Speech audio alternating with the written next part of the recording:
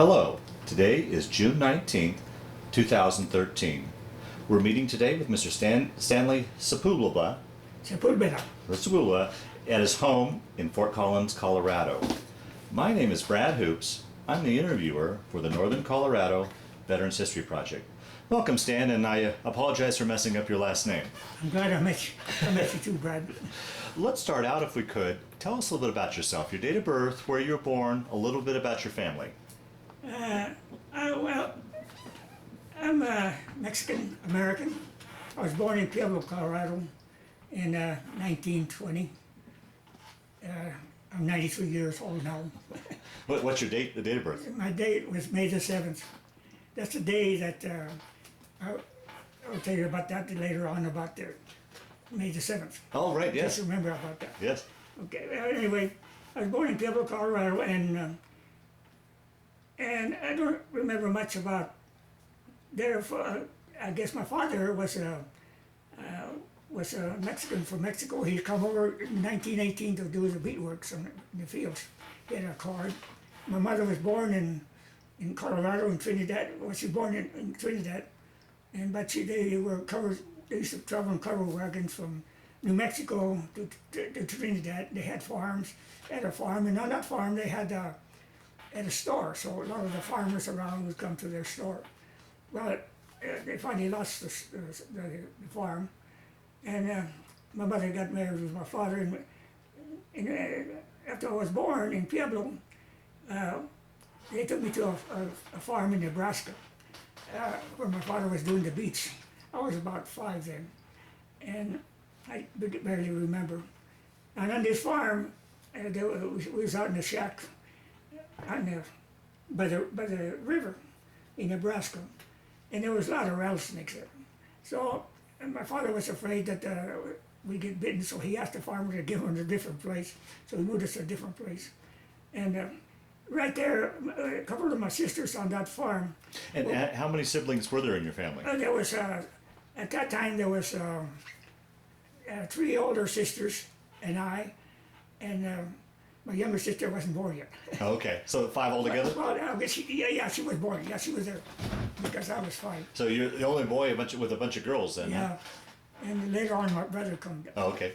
But anyway, one of these days they were walking me up. We went for a walk on this particular farm, and it was crossing a ditch, the bridge over a ditch. And my sisters decided to walk on each side of the bridge on the railing there, and they had me in the middle. Well, one of them lost his balance and pulled me into the river, and into this ditch, and it was kind of muddy, so they couldn't find me right away. But I was treading water, I guess. I remember seeing a green field, real green field, and then all of a sudden, nice, beautiful flowers. And then all of a sudden, I was yanked out. And that's it. And they yanked me out and told me, don't tell Dad about it. Because if I told Dad, I was the only son. And something would have happened to them. Anyway, after we had a farm, we done the beach and everything, we moved to Pueblo again because my father had a boarding house there that he had rented the building, and he had put a guy in charge there when he left to go to the beach. So the boarding house was for the steel mill there in Pueblo, Colorado. All these guys used to come over there, and well, he rented the boarding rooms for them. Well, we'd go back and forth in the summertime, go to the beet fields and do the farms. Well, one of the times in Nebraska, my father died, and I was about 8, I guess, about 8 or 9. He died, so my mother was left with at that time my brother had been born, so there were 3 of us then. So my mother was left with 3 kids, and so she didn't know where to go. So we went to Erie, Colorado, because 2 of my sisters were married. They were there. She thought maybe they could help her, but everybody was there during that time was the depression coming on, and everything was hard times. So she tried to find work, but there was no work there. So we moved to. She found out that there was a nephew she had in Denver that was pretty well off. He was a shorthand court reporter, and then he had a business on the side. Him and a young lady that was in business with him white lady that was in business. And so their last name was Luceros. My mother's name was Lucero. So anyway, he had this business, and we went over there and we found him on the second floor. And they had a bunch of women typing letters for the courts and for anybody that needed typing. And so the minute he saw my mother, he went and gave her a hug, and he asked the gals to bring us some coffee and something to drink. And he said, wait for me, I'm going to talk to my partner, and I'm going to take off the rest of the day. I'm going to take you to my house. So he took us to his house, which was in Aurora at that time, was open country. And he had a beautiful house that had just built for him. So that's the first time I was sleeping in bed by myself. Most of the time we were sleeping in the one bed with my brother and my sister. Anyway, we moved so he helped my mother to move to Denver. We were supposed to rent half a house.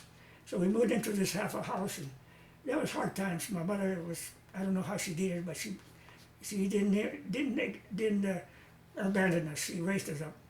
And so I tried to help as much as I could. I used to bring the wood, go for wood, and find wood wherever there was. They used to create a lot of stuff in woods in them days, hardly any cardboard. And so then I'd go to the railroad tracks and get some coal for the stove. And ice, I'd go to, sometimes they had these boxcars, they put ice on each end of the boxcars to keep them cool, the vegetables food. They didn't have like they have now. Yeah, Refrigeration. So they put a bunch of ice on each. They had trap doors up on top, and they take blocks of ice and they fill each end of it. So sometimes the ice would fall on the ground, and we were just waiting there patiently for a block of ice. So we had an ice box where we had the ice. So, and that's where we got our ice. Well, one of the times I saw a car on the siding there, and I saw the water trickling down at the bottom. This boxcar was on the siding there, just waiting to be hauled away, to be loaded.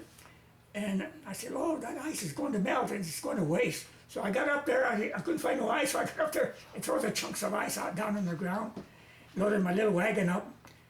I used to give the neighbors too ice. If I had too much, I'd help the neighbors. Anyway, I was about half a block away from the boxcar when a big black car drove up there with 4 guys in it. They jumped out.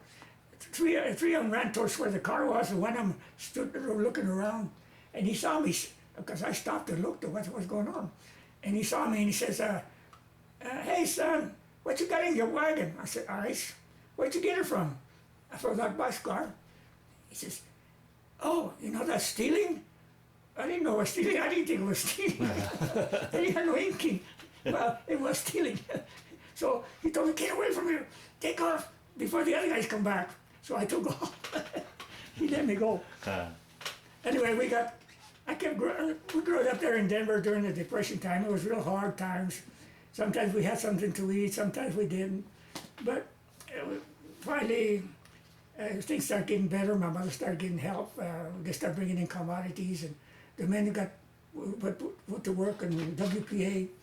And they sent me to classes to learn how to do cabinet work. I was about 16 or 17, and the age was 17, the limit, so I couldn't stay there too long.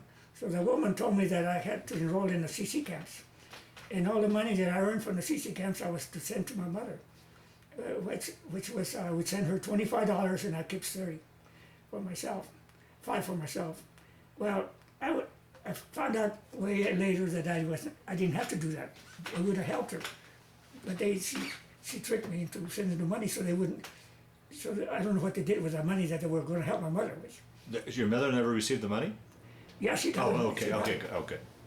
That's the only money she needed. She had to live on, the $25 and whatever money she earned, work cleaning houses.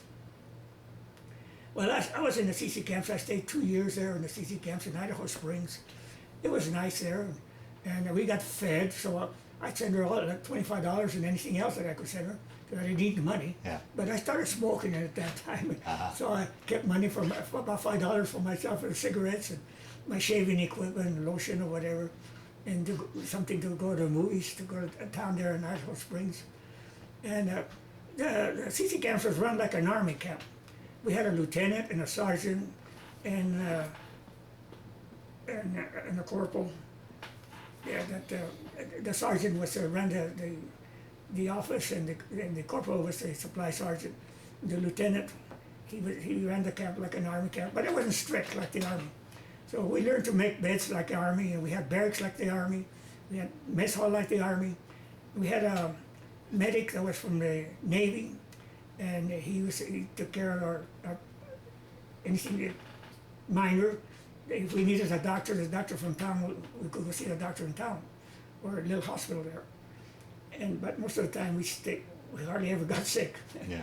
And in that camp we went out and we went to fight forest fires. We fought forest fires in Idaho, outside of Idaho Springs, up by Green River, about Hot Sulphur Springs, over Loveland Pass, and all around that areas.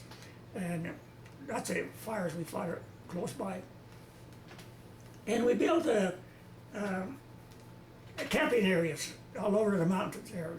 Lookout Mountain and Loveland Pass and down to Evergreen and all the places. We built camping areas. We learned to drill and blast, use dynamite, and we had hand drills, and the guy was sometimes you slip and hit your hands. Oh. But anyway, we done a lot of that those areas, and a lot of times the people would come camping and they liked the areas, and the people who were starting to go out, they like Colorado, so they come to Colorado to go up in the mountains. We had a lot of tourists, and we went up to a lot of the camps, and then they sent me out to I and another guy that was driving. I didn't know how to drive, but this guy knew how to drive. I was about 18 then, close to 19, and I didn't know how to drive. Anyway, he was the driver, and we would go to these camps and clean them up, clean the areas up, and we'd like to do that because sometimes the grates that we had were on the ground, and when the people would come over, the men they would squat down to cook. The change they had, the loose change that they had in their pockets would fall out, and we'd scrape it. When we were scraping around, cleaning the ashes and everything, we'd find these change. Wow. And sometimes we'd find, one of the areas we found some money flying around, dollar bills, so we lucked out that day. So the change, we'd keep it, we'd go eat in town someplace, or sometimes we got fed by the tourists. We'd clean the camps. Because we had a sandwich, and our sandwiches were a marmalade and bologna, and with a lot of marmalade on it, and marmalade sandwiches, and an orange, 2 sandwiches. That was our sandwich every day. So when we were cleaning these camps, and the people invited over us to eat over there, we trade them off sandwich, and we lucked out to eat. So after about 2 years, the war was coming on. At that time, we knew the war was coming on. It was in 1939. We had heard about a lot of things going on. So, we helped to build a ranger station there also. So we did a lot of things. We learned a lot of things. We learned to do construction work. And one of the places in Hot Sulphur Springs, I was put in charge to clean the ranger station. And in case of a fire, I would call the people in town, and the men that were hired to work. And so they needed work, so they come out and work, go to the fire. I'd get all the supplies for them, their shovels and picks and mattresses and whatever they needed. And they'd come and pick them up and take them out. And I called the CC camp. We were staying, we had a spike camp there. We had several spike camps all year long in different places. And this Hot Sulphur Springs was one of them. And the other one was in, I forgot what the other was, but there were several of them, the names of the places. But from that spike camp, I'll call the CC camps, and our CC camp, it was close by, and then they'd call the main camp if they needed more help. And then we'd go out and help the firefighters fight the fire.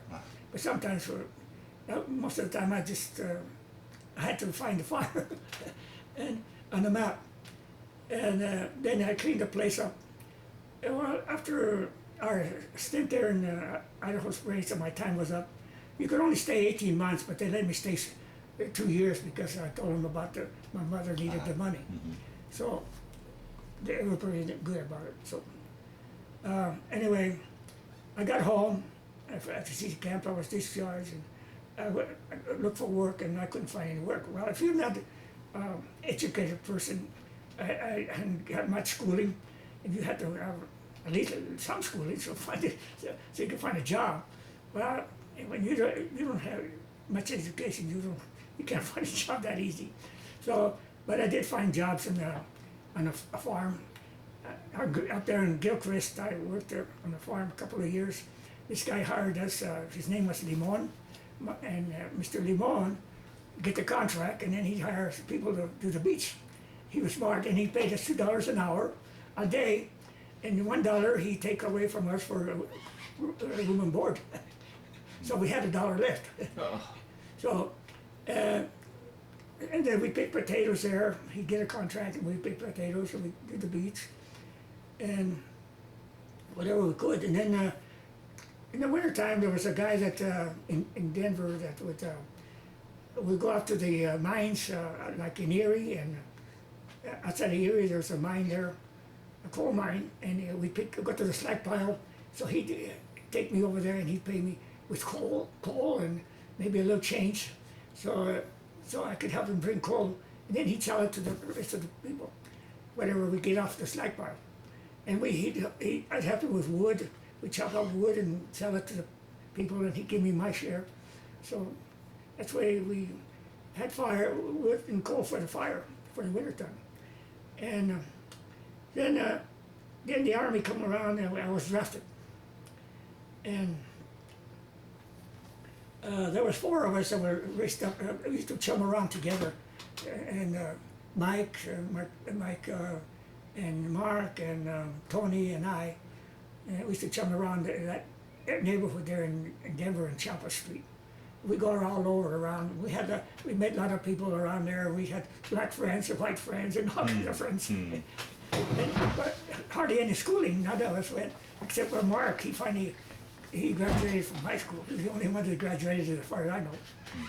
But his father and mother had died, and he was raising his family. He was raising his sisters. Anyway, he volunteered right after the attack on Pearl Harbor. He volunteered in the Army, and later on, he come on a furlough. He was going to Missouri. He had transferred to the Army Air Force, and he was in uniform. We thought he looks real handsome. We thought we wanted to be in the Army also. Oh, right. Do you remember where you were when you heard about Pearl Harbor? Do you remember that day at all? I was in Denver, but I don't remember exactly where I was when I heard about it. But I think somebody told me about it, because they heard it on the radio. Mm-hmm. We didn't have no TVs then, but on radio. Right. And they heard it and told me about it.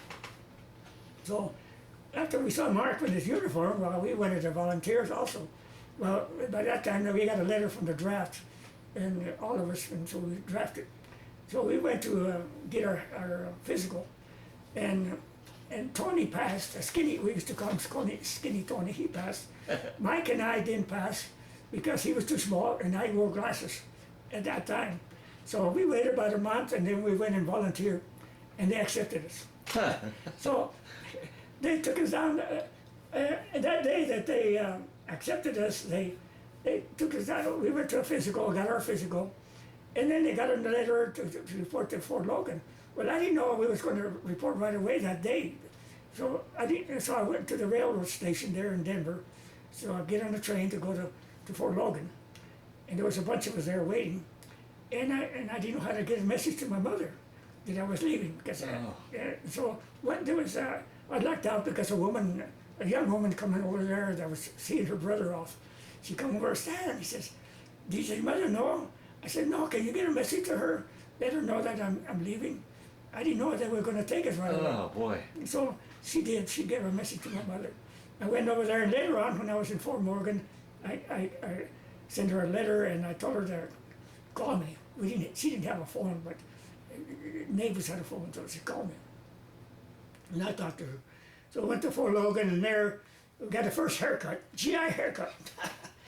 And since I knew how to make beds, I was elected to make beds, help the other guys make their beds. So your CC experience helped you in the Army then? Right, the CC experience helped me in the Army. We didn't do any marching in the CC guys, but later on I learned to march.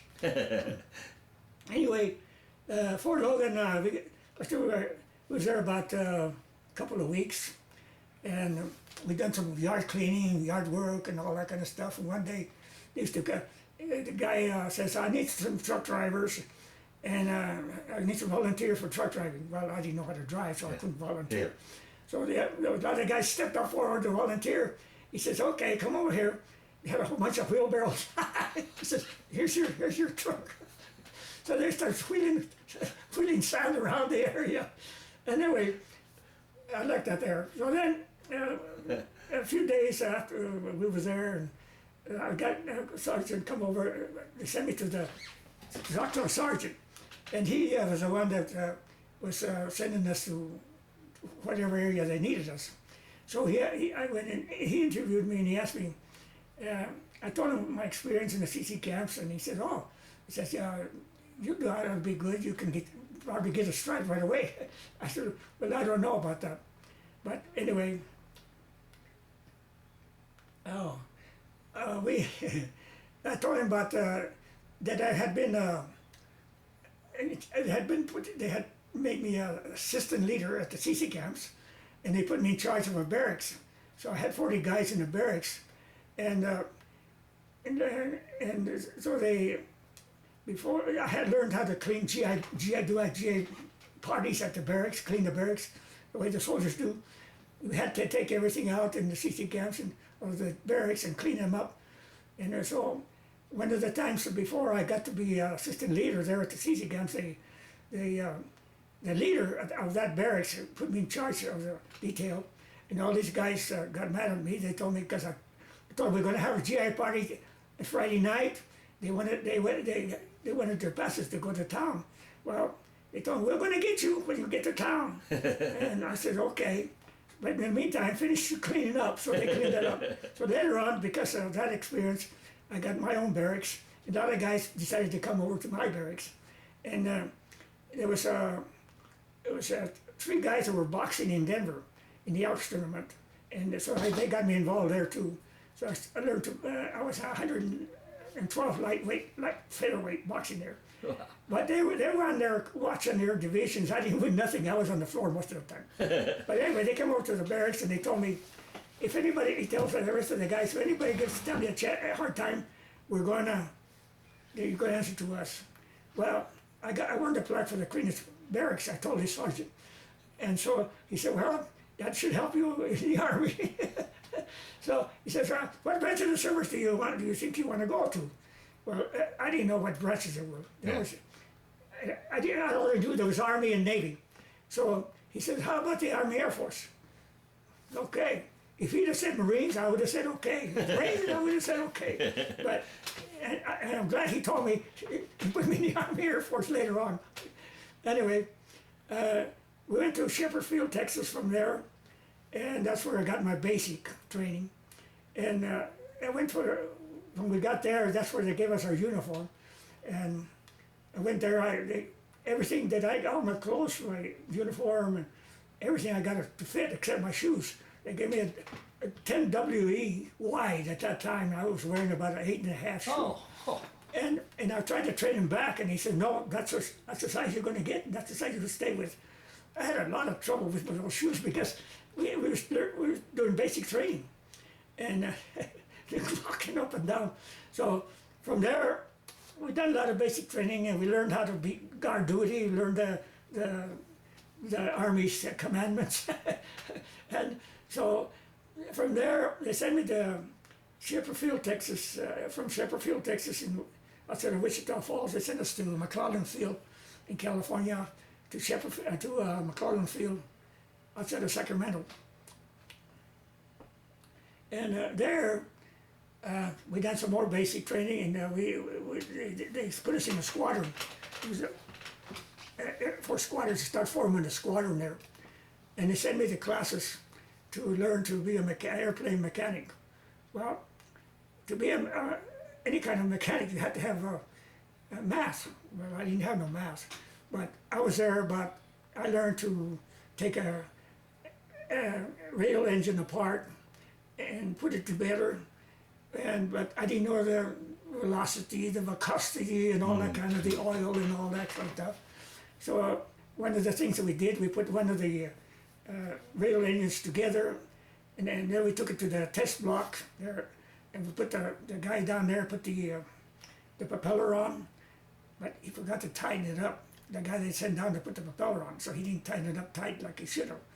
So and the instructor told me to start the engine up, so I started it up like they showed us, and I started up slow like he told me. And he says, bring it up to 23,000 RPM. So I started going up to 23,000 RPMs, and the propeller flew off and hit the sides of the wall, but it was, there's a lot of safety there. It broke the propeller. So I shut it off as soon as possible.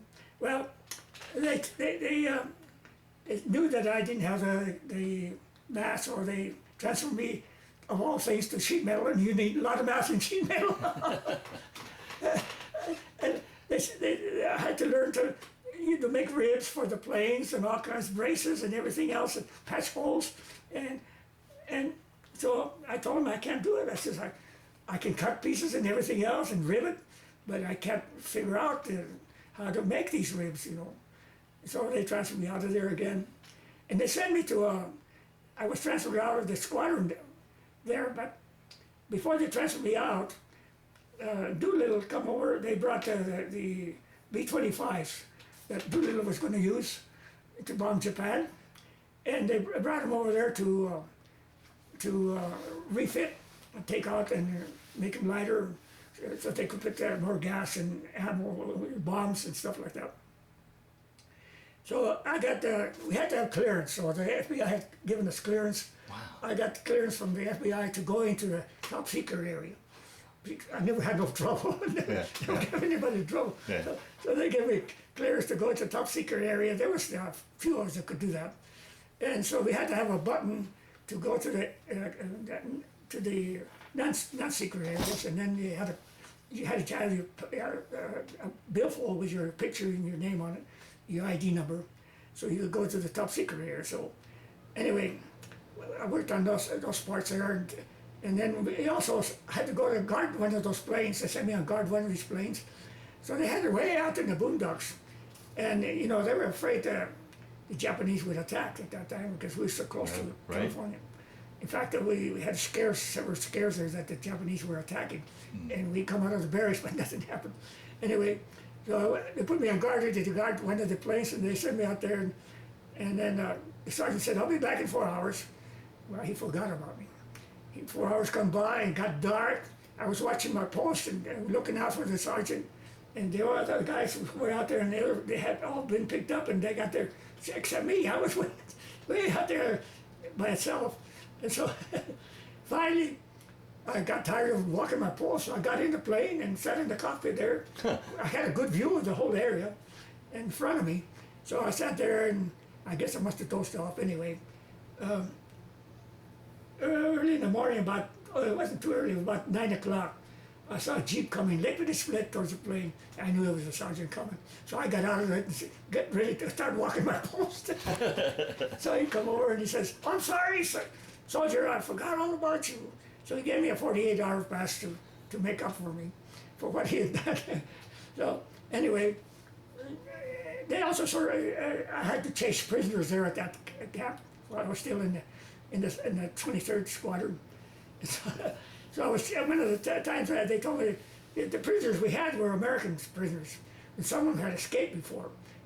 Some of them were mean guys. They had escaped with the army. So they gave me this mean guy, and they told me, if you let him escape from you, you got to serve his time. Oh.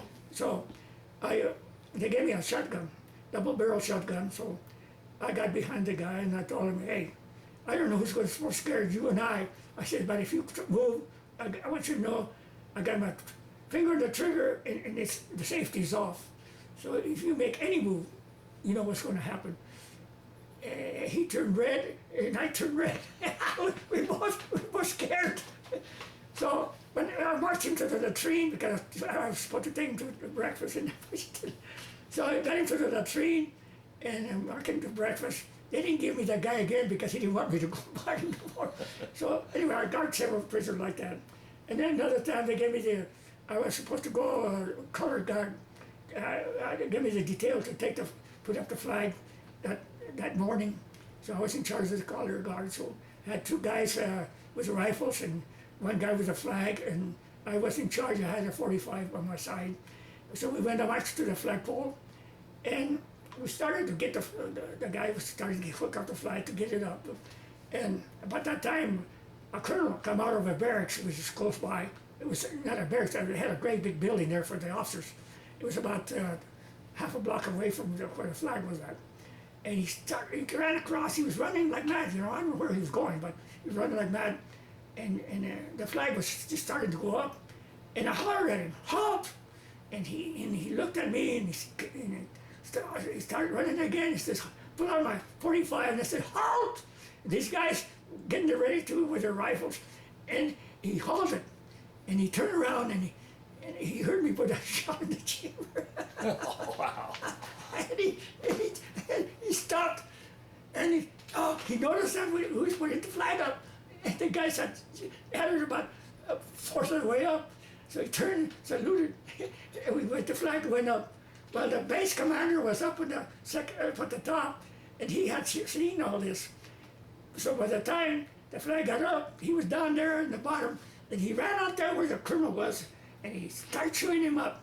And he come over to me, and he says, next time this son of a bitch does that, shoot Commander. So that was my experience there at McClellan Field.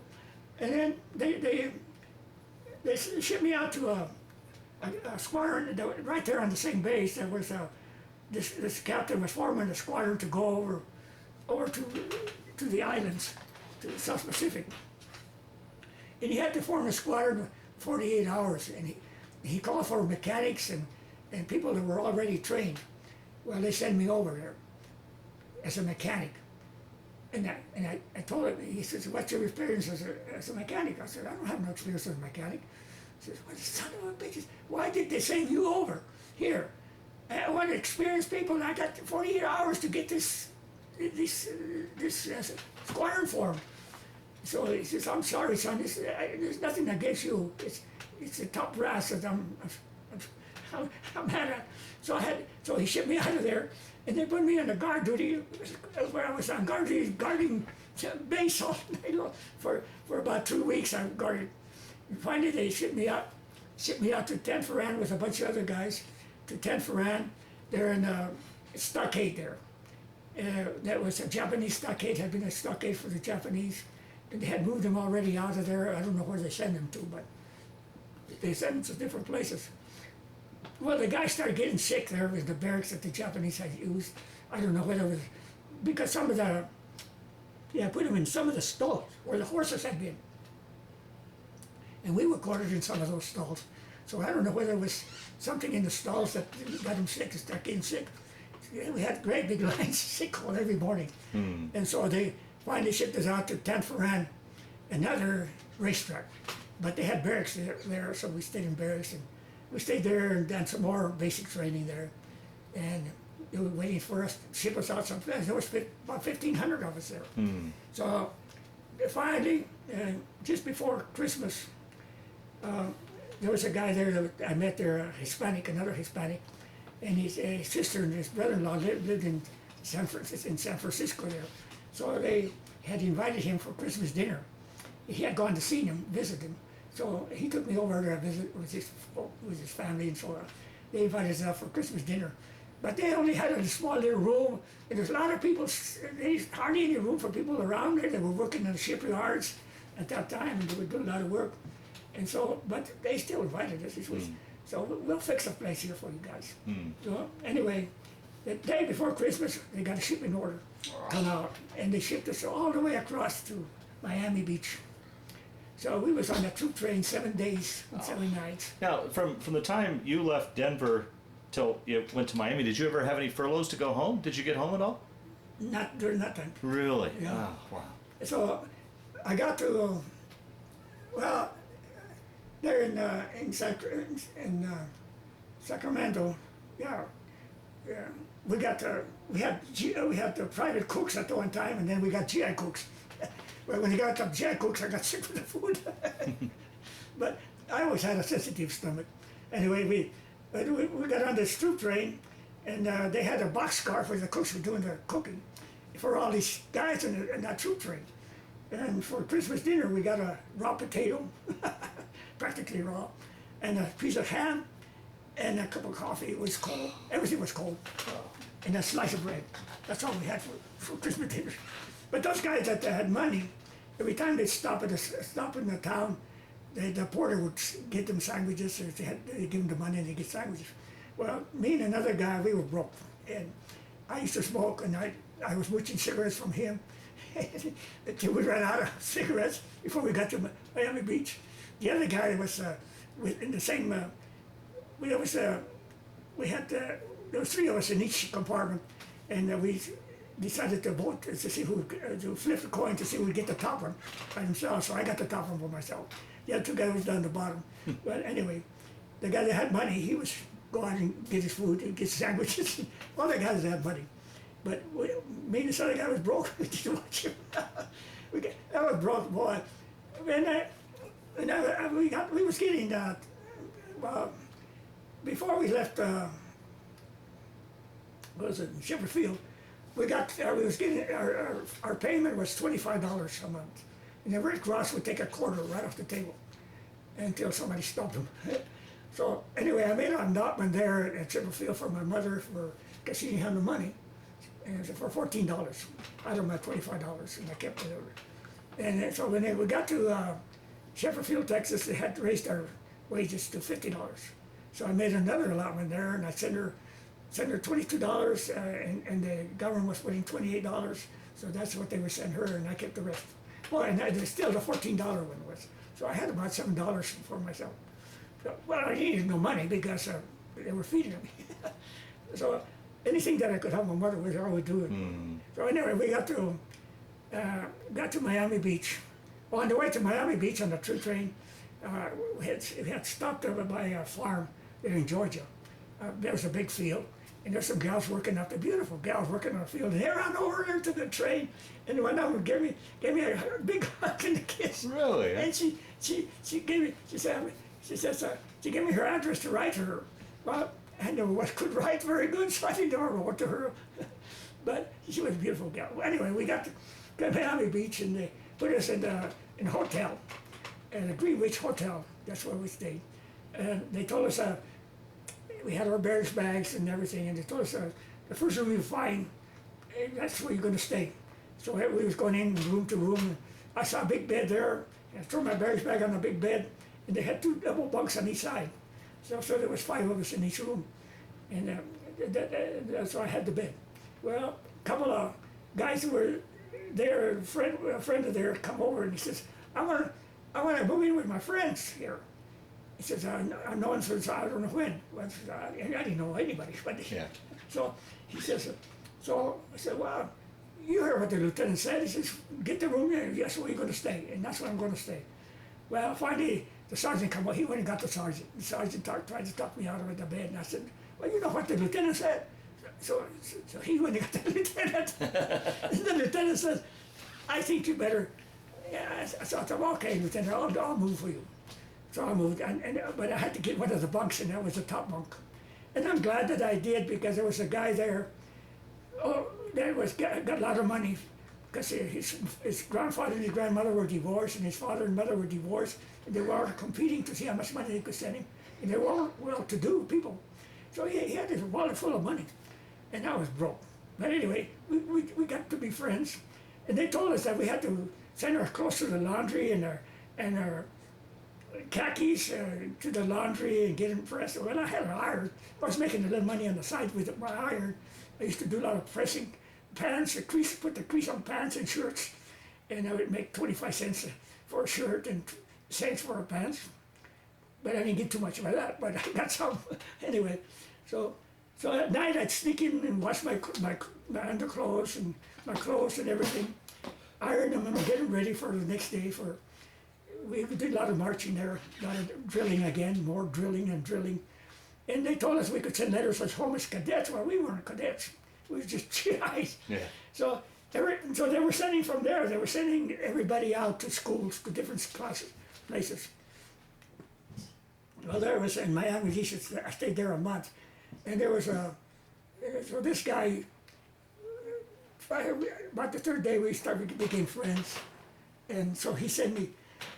He says, "Hey, let's go eat. I'm going to buy breakfast this morning." So we didn't go to the mess hall. We go to, and people were buying the food for us. We just saw a uniform, and then later on, since I saw going to these hotels so often, they quit buying. So he was buying. Where was I? You were in Miami in a hotel, and they were sending people off to various schools. Yeah. We was in Miami, and so I didn't have any education, so I couldn't get into most of these. They needed a radio man, so I went to take a test for radio, but I didn't pass the test. So what was left after a while, what was only left was driver's school and baker's school. So I told him, well, I guess I'll take a driver's school. I said, I'll learn to drive. I didn't know how to drive. So I went to driver's school, and this was we got in Miami Beach in December, last of December, and January, New Year's Day, we spent in the hotel, and didn't do much celebrating. And then in January, the last of January, I think it was, or the first part of January or the last part of January, I don't remember. I signed up for the school to go to driver's school, and they sent me to Chanutfield, Illinois. And so I got on a train with a bunch of other guys going to Chanute, and we had our khakis on. We got over there, and to get out at 3 o'clock in the morning. They wanted us to get out of the train, so we got looked out. We was in our khakis, and snow, but I don't know, about 2 or 3 feet of snow, and we ran out. We took our various bags, and they took us they marched us over to a barracks, and they had so they told us, well, we're going to march you over to the supply, so you get your mattress, and then you got to go back and get your pillows and your sheets and your blankets. So that's what we did. And then we had to make our beds and everything and leave our stuff there. Breakfast time came, we went to breakfast. And then later on, they marched us around to the classes. So I went to driver's school. So I went there and I started learned how to do, I learned about a vehicle, how to change oil and how to change the tires and flat tires. And then they showed me how to use a small tractor that they had that they used to put air in the tires of the planes, and how to pump the gas into the tanks of the planes, and all that kind of. And they tried to show me how to drive one of the semi-tanks trailers with a doubles with a hitch on the back. Well, I couldn't back it up, so I failed that one. I could go forward, but not backwards. So I finally learned to drive a Jeep. I went all over the place driving a Jeep, but I wasn't too good at it. I was cussing the gears. So finally, I got the hang of it. And so then they from there, they sent us to Georgia. Where we formed the squadron, the 459th Squadron. And our squadron was formed there. And we got our vehicles there. We got a Jeep, so that was my Jeep. It was assigned to me, and I had to learn how to drive it. I finally passed the test for driver's test, and that doggone thing they took. And I passed the driver's test on a 6x6. I learned to back it up, and got it to the docks, and so. Then we stayed there for a while, and then we had to load our other equipment on the bus, on cars. So we had to go from one flat car to another, And I was scared I'd go off the side because I'm not that good of a driver. So I had to go from car to car. So anyway, I sweated out. I got him home, got my Jeep where I should have been. So when we got to, then they sent us to what was that? I can't remember now. Shepperfield, not from Shepperfield, Miami to Chanute to Georgia. New Orleans. Yeah, I can't remember the name of the place that sent us there. Anyway, they sent us to Louisiana. I don't remember the name of the city right now. And we formed the rest of this. We done the rest of the basic training there. Went on the range to learn to fire our weapons. We got our carbines and we learned to shoot them. And went on the range and learned to. See, we qualified. Well, they gave us a M1 World War One rifles, and I tried to learn to fire. I never fired a piece of weapon in my life. So I went to the range, and after we did a lot of dry run practicing, went over there and went to the live round practices. And so the first 5 rounds I fired, I hit the target, bullseye. And the sergeant was right beside me. So then he says, okay, now we go for qualification, 30 rounds for qualification. So I fired my first round, didn't hit nothing. Fired my 5 rounds, nothing. He said, what's the matter? You had bullseye the first time I couldn't get bullseye. So he said, let me try it in a weapon. So I put another clip in and he fired the first round. He missed the target. So he said, something wrong with this piece. Sure enough, the front sight had come loose. They had been used over and over again, these M1 rifles, so they'd work on them at night, and then the next day we'd get them and go to the range. Well, I was on the range 10 days, and I couldn't qualify. Finally, he says, I'm going to qualify you. He grabs a pencil and he qualifies the target.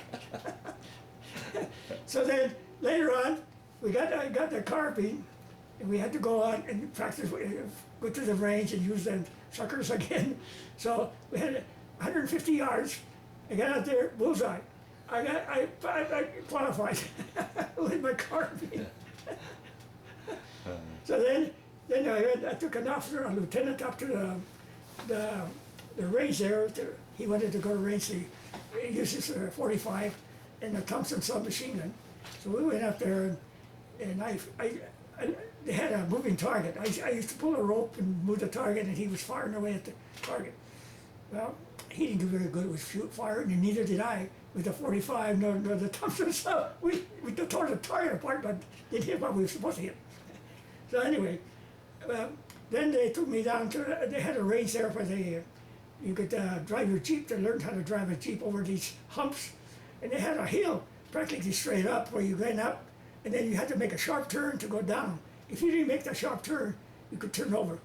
Either way, you had to make that just right turn. So they took me over. The lieutenant and the sergeant and I was in the back seat. They took me over to show me the obstacle. We went through the whole obstacle. In some areas, some roads were so narrow you could fall off. So anyway, went over there, and so the sergeant took us over. He was going up this hill, and he started sliding off. He didn't get it right. And so he started going off the side, so the lieutenant and I jumped over on the opposite side and grabbed the handles of the Jeep on each side, and it kept it from turning over. And the sergeant straightened him out, and he went around and says, okay, your turn. But you know how it is. He said, you just watch where you go. Yeah. So the lieutenant didn't go with us that time, just the sergeant. So I went over, and I made that hump. I went over just right. I did the right. Then I went over to the rest of it. I passed the test. So then we went out to bivouac for a couple of weeks, and we had our tents out there in the boondocks, and a lot of jiggers, and we had these leggings on, and jiggers were getting your leg. Well, I had set up the tent and the camp. I drove several lieutenants around. I had to take them sergeants around and get them to different areas, and the lieutenants, the ones that were staying on the camp, stayed in the camp, the ones that didn't, I had to drive them back. Then I had to come back to the camp. Well, I was coming back to I come back late on one of the trips, and that first day, I went to my tent, and I threw back the sheets on my bunk. I moved my mosquito netting, and then I threw the sheets back on and there was a great big snake in there. These guys had put a snake in there, you know. Well, I just threw the sheet back, and I got in my Jeep, and I headed back towards the base, the main camp. And I found me a bunk and stayed there all night. And I did that every night for the 2 weeks we was there. I had to sneak out. So I sneak out every night and sneak back in the daytime because we had a guard on the perimeter. But I knew the guard, so he let me. He didn't bother me. So anyway, we had after that camp, then we got they gave us a big party there in Shreveport, Louisiana, I think it was. Shreveport, Louisiana. Mm-hmm. And anyway, they gave us a big party in town. They had a nice building there in town at the park, the city park. So they were going to give us a big party to send us off because we were going to New York from there. And so they sent me and several other guys to take food and drinks, and we bought some liquor and everything else. We had a lot of liquor up there. Well, we got liquored up that day. So by the time the party come, we had gone to the camp. We was passed out. But we got in the truck and went to the party. We were still wanted. But the other guys didn't. They got to enjoy the party more than we did. Well, in that town, I had gone to town several times there in Shreveport. And the bad experience I had was one of the times we was coming from town going back to our area. Another GI and I, and he's a white friend of mine. And we got on the bus to go back. And I noticed that the driver had a pistol, a holster with a pistol by his side. I didn't pay much attention, but neither did he. So we sat down towards the back. And then the bus stopped for several people, and then one of the tops there was a poor black old woman. She had a long coat on. Well, she stepped on the first step, and he slammed the door shut on her, got her coat, and dragged her down the street. Oh. Well, my friend was going to get up to try to talk to the bus driver, and all I could do to hold him back to stop because I noticed the guy had his hand on the gun, and I told him, "Don't move, just sit." So we had to let that thing happen, right in front of our eyes. Wow. And a lot of things like that. We saw that happen over there. And one of the times there was a black outfit that come over there. I don't know where they were going, but they had to stay there at the camp a week. And nobody wanted to drive for them, so I would drive for them. So I took a captain because they were afraid to get shot. So I took a sergeant, I took him all over town. He had to do some business in town. He had to do some for the camp for us. So I had to take him all over town. And finally they left. Well, at that party that we went, there was the camp commander was it was a movie actor. One that had been in Cowboy, Hood Gibson, I think it was his name. And anyway, that's what they told me. Anyway, when we went to the party, I met a lot of guys into the camp. We had gone to town a lot of times. Well, I went down there with this Hispanic guy, friend that I met at that time. Now, would you have any problems with prejudice being Hispanic? Did you have any troubles at all? No. Okay. No, not except what was it in Texas, but not much. Okay. But the blacks did have a lot of problems. Yeah. So anyway, we got to me and this Mexican guy and I went to town, and we used to go to town a lot. And so I was talking to him about us getting into class. They had started a G class there at Shreveport. So we had to enroll to the class to see if we could learn something. I told him, we got to get ourselves educated because we're going to need some education when we get home. And went enrolled in the GED class, but we didn't get to get much lessons because we moved out soon after that. But I told him, well, so I was telling him that, but he thought I was calling him down. You know, he thought I was telling him this because I was making fun of prejudice against him. I didn't think nothing about it. I didn't know he had taken it the wrong way. And anyway, at this party, he called me over. He said, "You want a drink?" He had a bottle of pint of whiskey. He called me out. Hey, have a drink, son.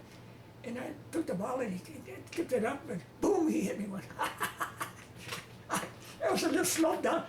There was a bunch of guys out there. They saw this. I was rolling like a good ball. I got down to the bottom, and I got up, and I shook my head, and I got up to where he was, and I says, I don't know what's going on. I says, but I want you to know, since I'm drunk, otherwise I'd take you out right now. Yeah. So he didn't say nothing. And the other guy said, "What'd you do that for?" No, nobody knew. I didn't know what they done it for. So anyway, when we was waiting for to get on the train there, they had with trucks there right on the base so we could get on the train. The train had backed up there, and we get ready to get on. And he was sitting on the steps of the barracks. He had a guitar, and he had his carbine with him, and his barracks bags. Well, we weren't supposed to have any bullets, but I had to stay to a clip, and I put that clip in my carbine.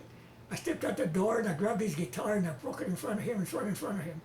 And I told him, "I don't know why you hit me that day. I've been asking you to tell me why, and you haven't. All this time that I've been talking to you, trying to talk to you." He said, "But I want to tell you one thing. If you move, I'll blast you back." He looked pale, and he just froze. And I said, "Well, I don't think I'll kill you now." I said, "I will. Wait till I get you overseas." I put my carbine away, and he walked away fast. And he told his other guys that were out there that come by, and he says, Don't let Stanley come close to me." They didn't know why. Well, we went to Camp Kilmer, and I was broke as usual. I had about 98 cents. Got over there to Camp Kilmer. And that's in New Jersey, correct? Yeah, New Jersey. Camp Kilmer, New Jersey, from was waiting to go overseas. Right. And so we could go to town. Well, I couldn't go to town because I didn't have no money. A lot of the guys invited me to go to Chicago, but the only town I could go was in New Jersey, there, close by.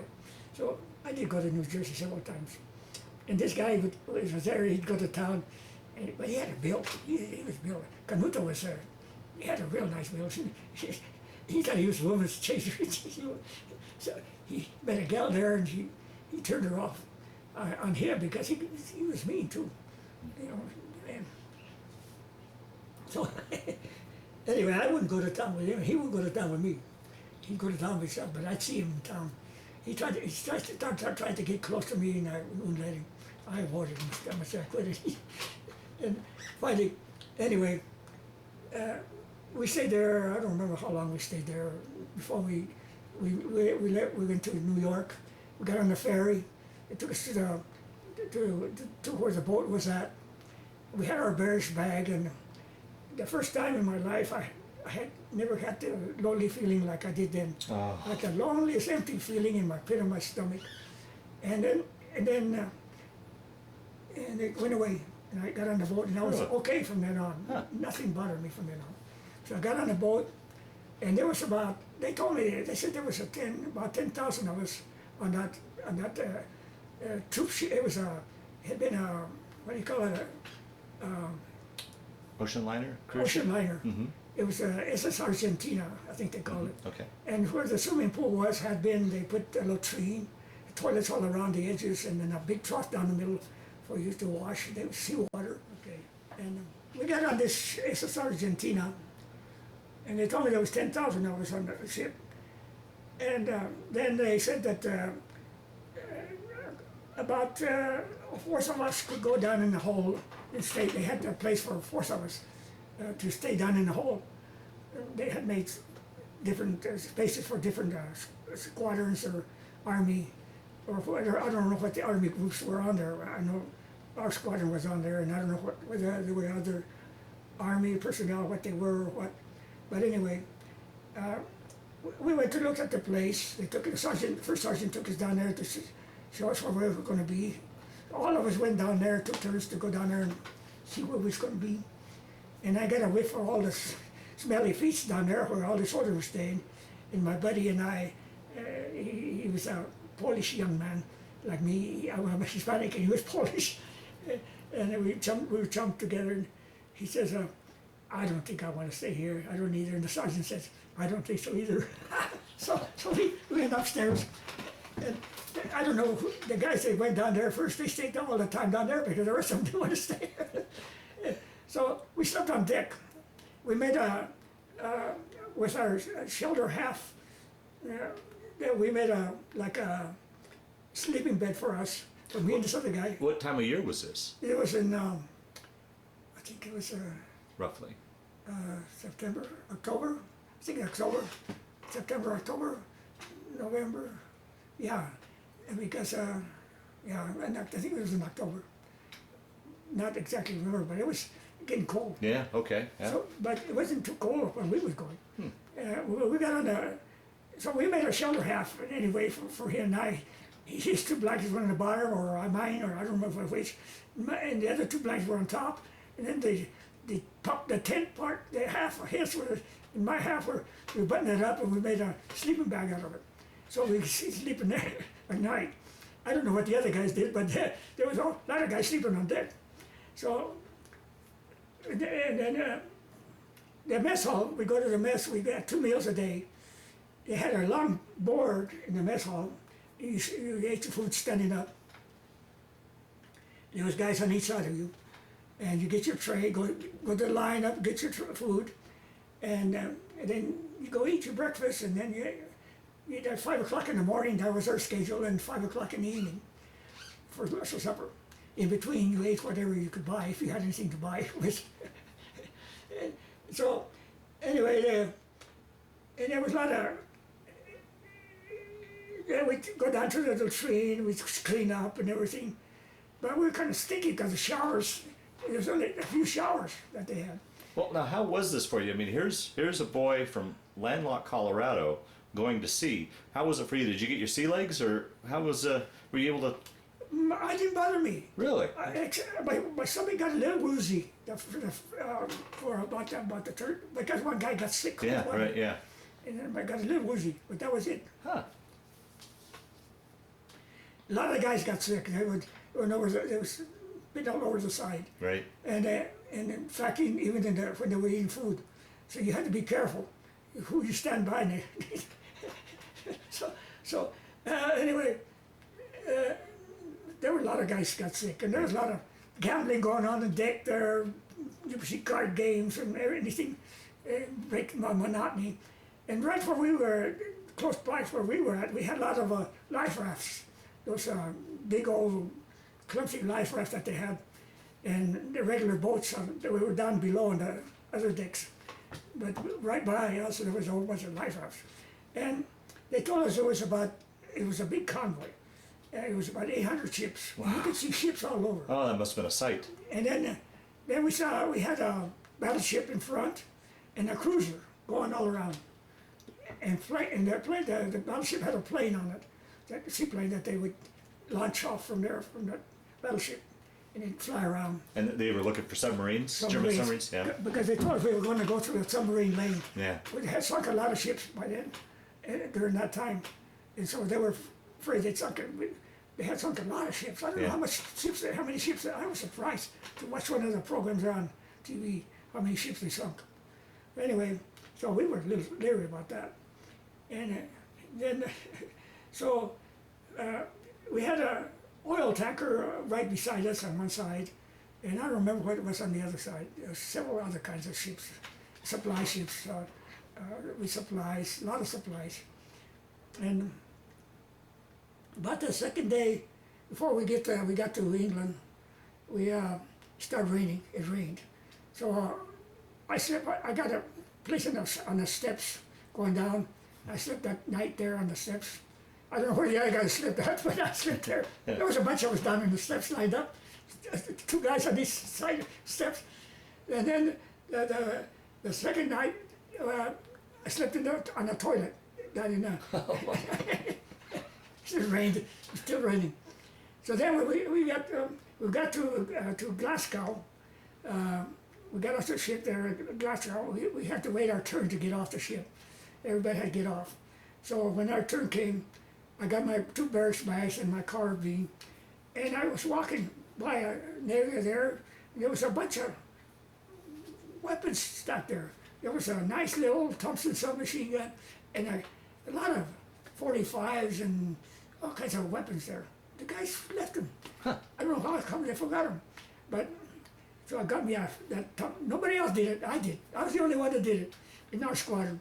So when I got off the ship, I was loaded for bear. I had 2 45s and a machine gun in my carbine. And we got there to the got off they marched us over to the trains there, English trains. They had a sliding door. You walked in there and you got find a seat and sit down. Well, this guy saw me coming. He said, "Look at Stanley. He's going to fight the war all by himself." They made fun of me. I didn't care. Yeah. But anyway, we had to check everything into the supply later when we got to our base.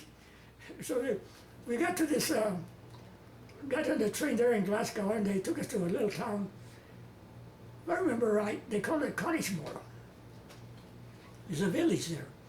And that's there in this town they had this pub. They told us it was built in 1614, I think it was 16 something like that.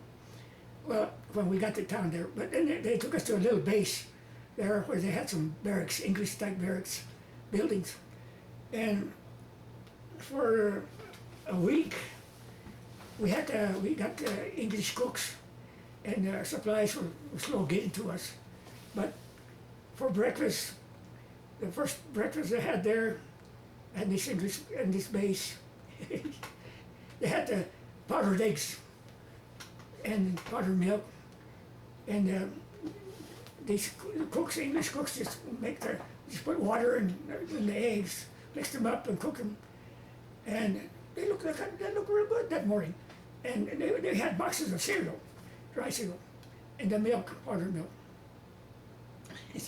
So I piled my plate with eggs, and they piled me a bunch of eggs there, and it was all potatoes, powdered potatoes. So I took a spoonful of the eggs, and that tastes like medicine. Oh, it tastes awful. So I just moved my plate aside, and they went and ground me some dry cereal, and that's what I ate for breakfast. One guy come by and said, "Hey, Stanley, you gonna eat your eggs?" I said, "No, I'll take them." I said, "Go ahead." I didn't think he had tasted yet. Anyway, for a week, that's what these cooks were feeding us, and it was awful. Finally, our cook took over, and we used to get onions, powdered onions, and other stuff that you could use for spices, and stuff. So there were different cooks, different food. You could eat them.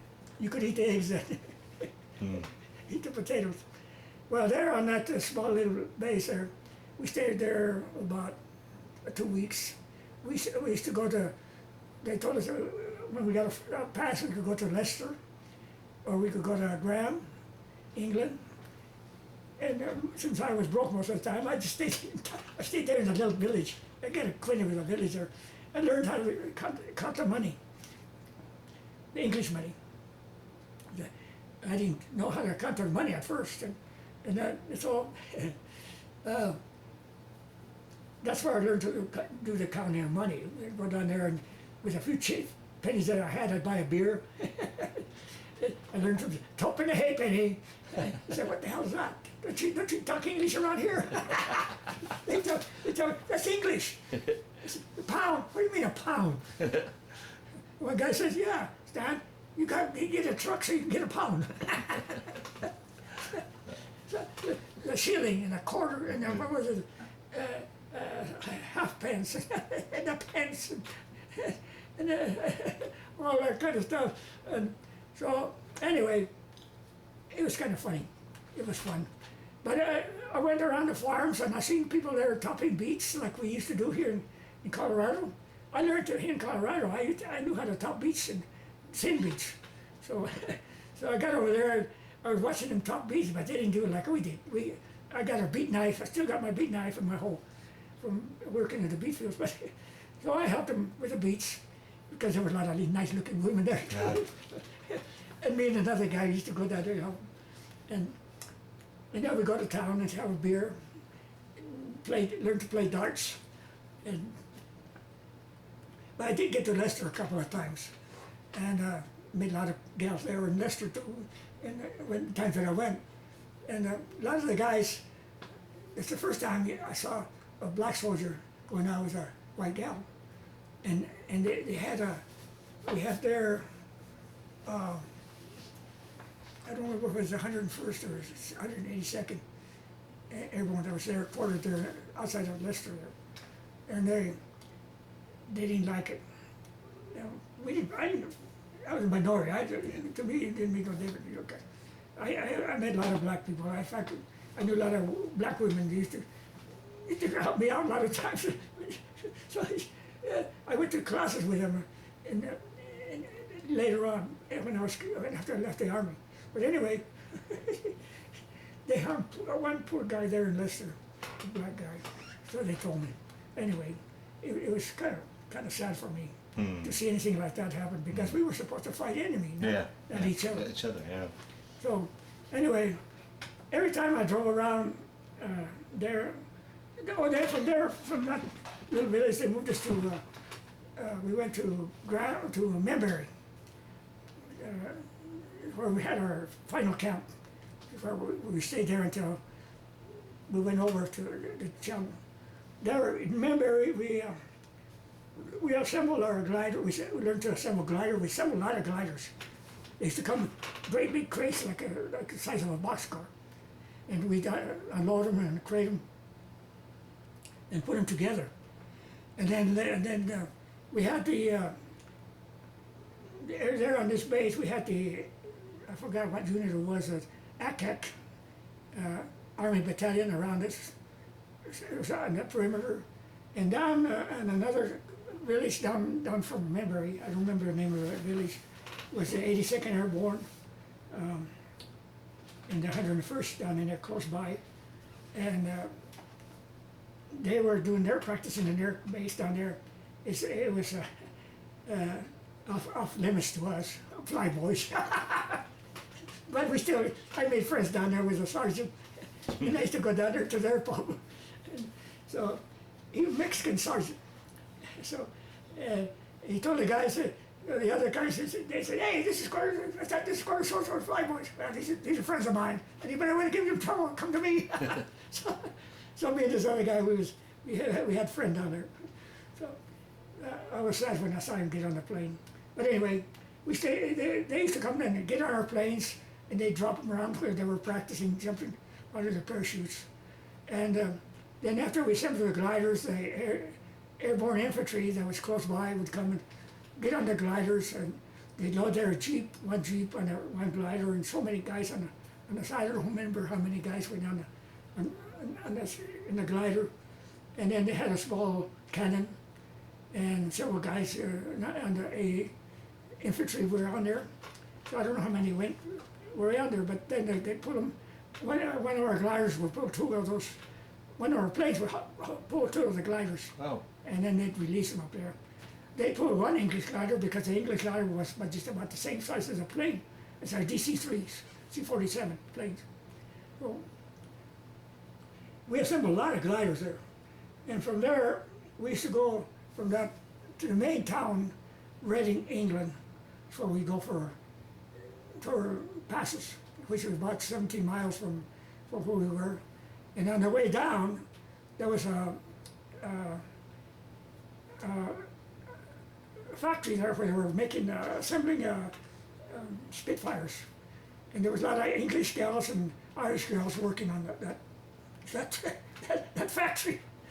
So me and this guy, we sneak a jeep and a trailer, and on the way to Reading, which that factory was in between our town and their town.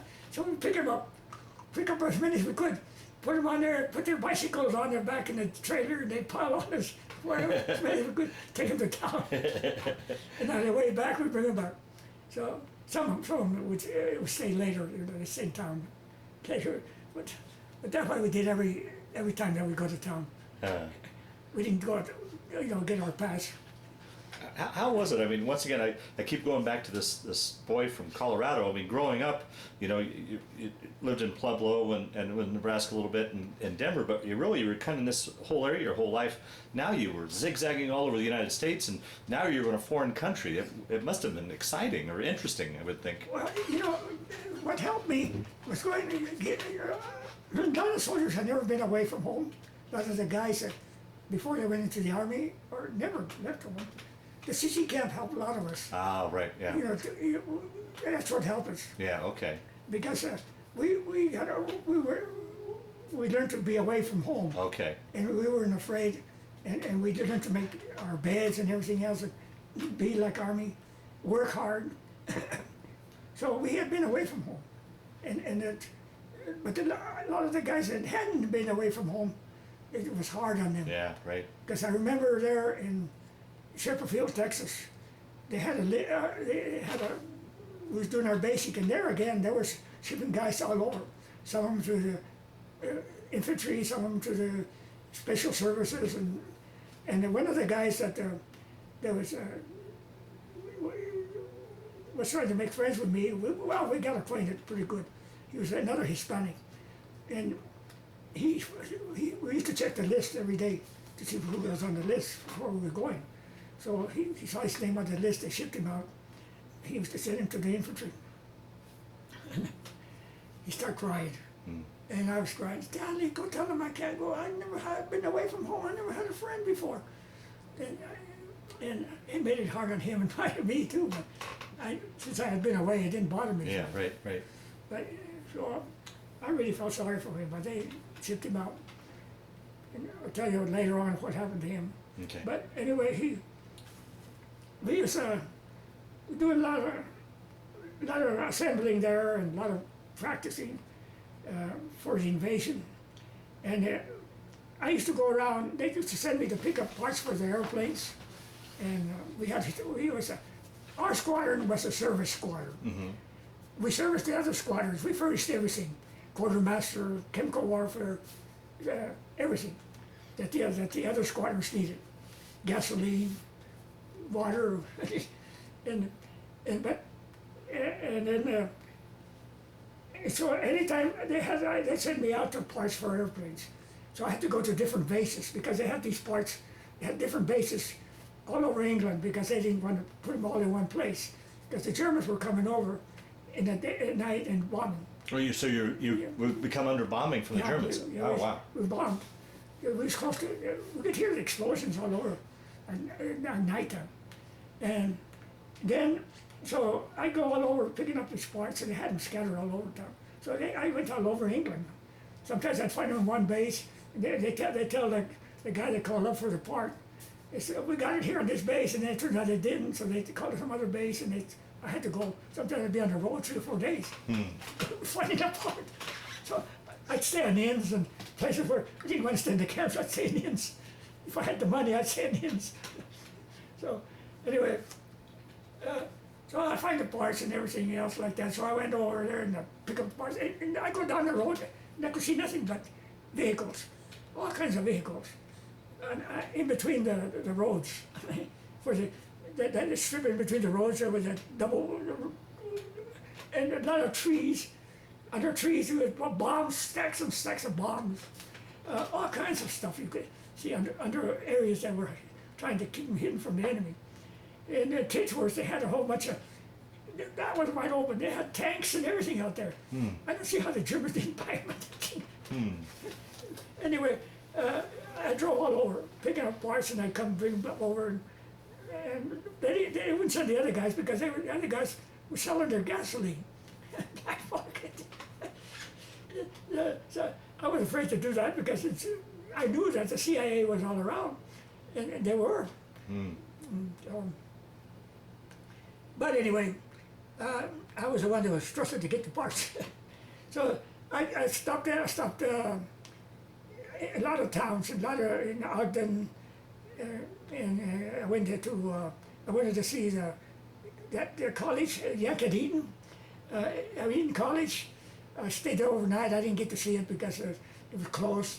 So I stayed there, and the first time I ate kidney pie. It wasn't bad. But anyway, that was my experience driving around and all over picking parts. One of the times I took before the invasion, I took a captain to the southern part of England, to a lot of the army camps there. He was getting information as to what equipment they needed, how much they needed. He was I went to pick him at his headquarters, and I took him over there. There was several officers going all over doing the same thing, getting information for the invasion. So we was gone about a week, going to all these camps. We did stay in a lot of camps. Sometimes we stay in town, but most of the time in camps. And in there, poor guys, I was sorry for the guys, but they had all kinds of women under camps. And anyway, we stayed there. A lot of these camps are on their way back from Southampton. We started, the last stop we had stopped was close to outside of Southampton. And so we drove to London. And from London, we was going to go to Allied headquarters. And we stayed there in London overnight. But on the way from Southampton, we got to London that evening about 5 o'clock that day. And there were the V1s were coming over like mad. Wow. All over England. They were dropping, and you could hear the explosions. And they had been bombing. I don't know how long they'd been bombing. Every time I go to London, I hear the explosions. So I hated to go to London because buildings were being knocked down right and left. And anyway, that day we stopped to talk to a Bobby for directions, and I asked him about where we could stay in town. So he told us, he said right in front of us was a MP headquarters from where we were. We were at Piccadilly Square. And about 2,000 yards from us, one of those bombs come over, hit that building. And I don't know how much damage it's done. We just heard the explosion, a lot of stuff flying around. It didn't get, none of it come our way. But the people were, the firefighters and everything, they were pretty well trained already by then. And they were on top of it in no time. And then we got over there and we went to this MP headquarters there in London, and this MP took us to a place where we could, the officer has officers' quarters. Well, he said, follow me, so I followed him. And London is a big city, and he was driving so fast, I was getting lost, I got lost. I didn't know where we were at. So we dropped this officer at a place. Then he took me around to where I could stay, and they, because you could stay at different. Those that had passes would stay in some place. Those that had trip tickets like I did that could go traveling could stay in another place. So he took me to this hotel, this place. He dropped me off, but it's the wrong one. So I had to go find a place, and I found one down the street by myself, and yeah, they put me up there. I had to pay 50 cents for my bed that night. Red Cross was running that area. They had a big room, second floor room for all these guys who go on trips. They could stay. You pay 50 cents for your bunk. It was on the second floor of this building. And down the street, about a couple of blocks, was an area where I could park the Jeep, where it had been bombed out. And it was for the basement, for the house, where the building was at, they had put a lot of the vehicles down there with a guard. So I parked that Jeep down there. And close by was a English restaurant, so I went down there and got me something to eat. But it was about 7 o'clock when I was eating. By the time I dropped the officer and found my place to stay, about 7 o'clock I got something to eat. Went to and by that time it got dark, and it was blackout. And my flashlight had a little bit of slip, so it was a blackout type. The same way with the Jeep, it had a half inch wide slit and about an inch long, and the rest of the lights were covered up, so you didn't have much light. Yeah. So driving at night was hard, and in the fogs, driving in the right, fogs, a lot of fogs. He was afraid you might hit somebody. So, and the one thing that helped us, it was a Jeep. A Jeep driver like me, was that you could stick my head and see the road on the side, which was driving on the left side. That's another thing. I had to learn to drive on the left side. And you had to be careful when you're driving. So I learned you had to keep your mind on the road and see which area you was at. Now the signs that they had are different than we have signs here. So reading and one ways and gotta be careful. Yeah. So I learned to read their signs finally. But anyway, that night, that evening after I lost my way to the hotel, and I found myself going down steps. And I said, I know I wasn't going. I knew the hotel was close. I was close to the hotel, but I said, I know I went upstairs, but I found myself going down steps, and I said, went down, and there was a door there. So I opened the door, and I kept going down, and I saw a curtain. And a part of the curtain, I had closed the door, and a part of the curtain, and there was some women there, a shelter, air raid shelter, a couple of older women. One of them was ironing clothes, and the other was crocheting.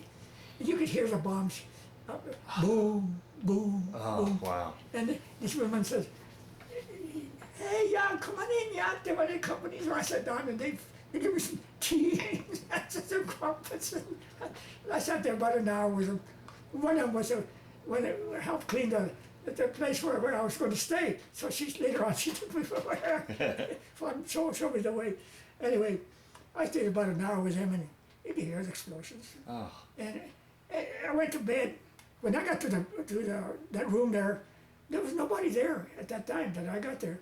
I was the only one, so I got my bunk. And I've always been a heavy sleeper. I mean, I could fall asleep right away. I learned that because there in McClellan Field, there's a lot of planes going day and night, and a lot of practicing.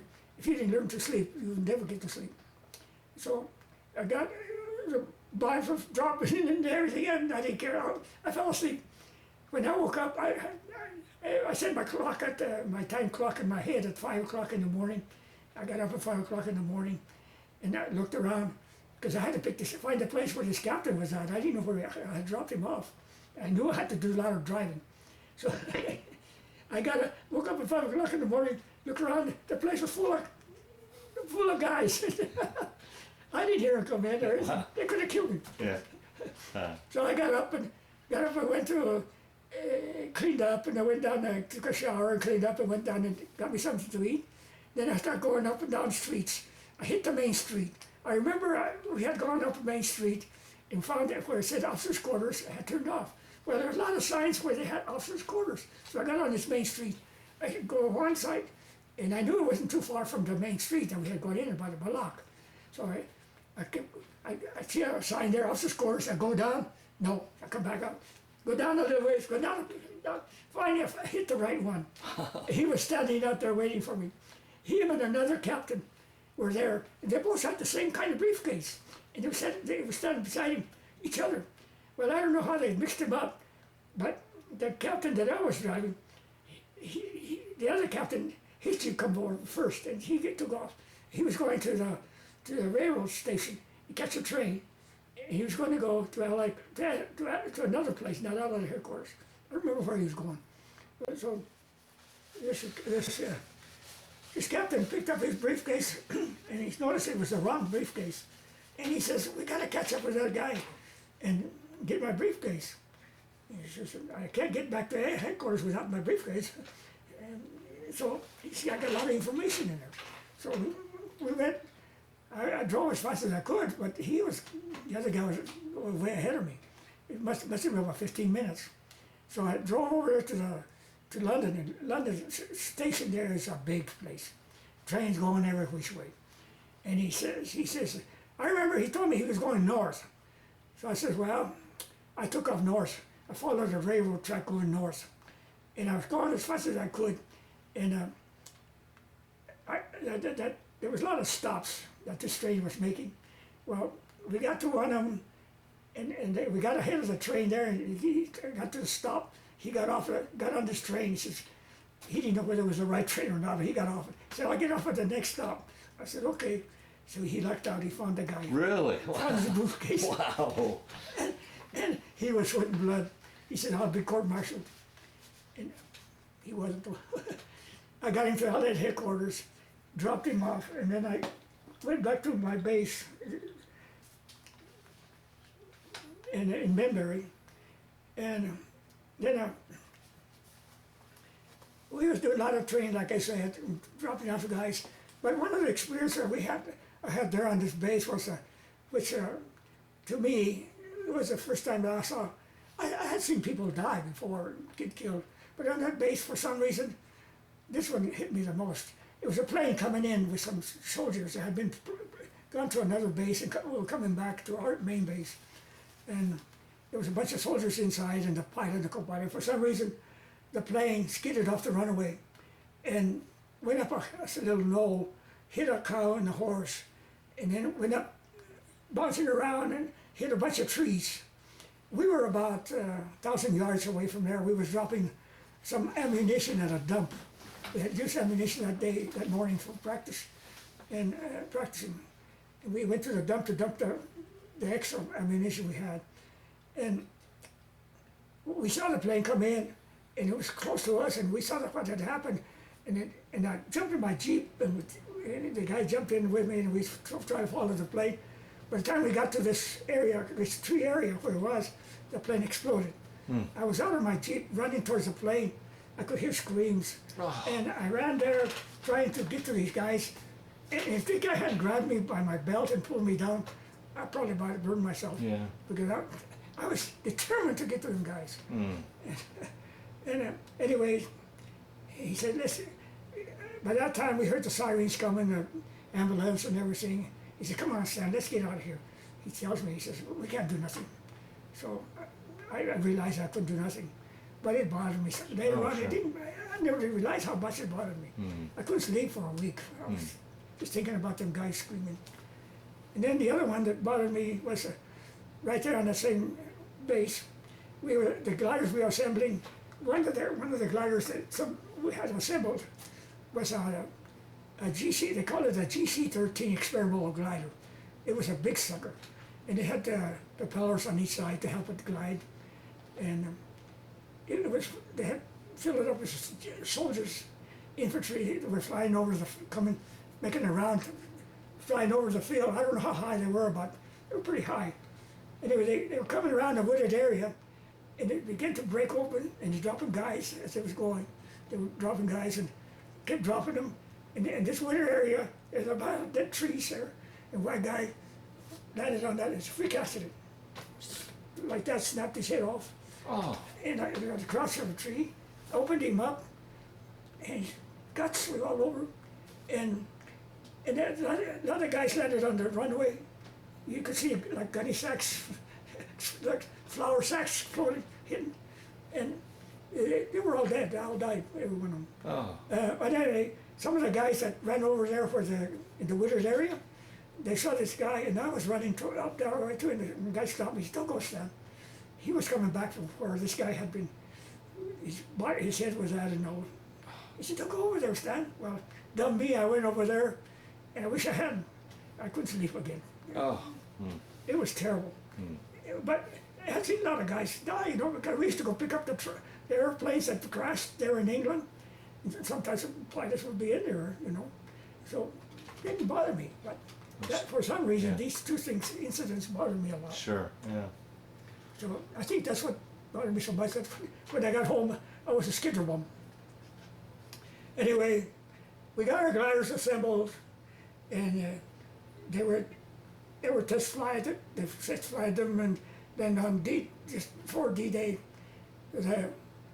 that morning of D-Day, we loaded the 82nd Airborne on the planes. I was out there. Watch these guys, that sergeant and these other guys loading up on their planes. I was out there to see them off. They were loaded heavy. And I used to watch them when they jump out of planes, how loaded they were, and how fast they come down. So it's a wonder they didn't kill so many of them. They had to come down. And so there was a lot of them loading on the planes. They had the planes lined up, and they loaded them up and said goodbye to them. Then we got the gliders out there, hook up the gliders, and took the glider infantry over, dropped them off. I don't know where they landed, but I remember they threw them over, dropped them off.